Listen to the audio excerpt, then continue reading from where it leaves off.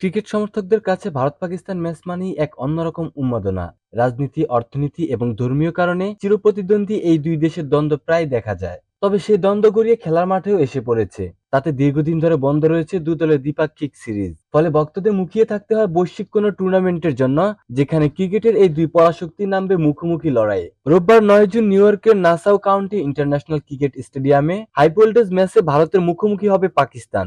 বাংলাদেশ সময় রাত 8:30টায় শুরু হবে এই লড়াই। গোটা ক্রিকেট বিশ্ব এই ম্যাচটি দেখতে উন্মুখ হয়ে অধীর আগ্রহে বসে আছে।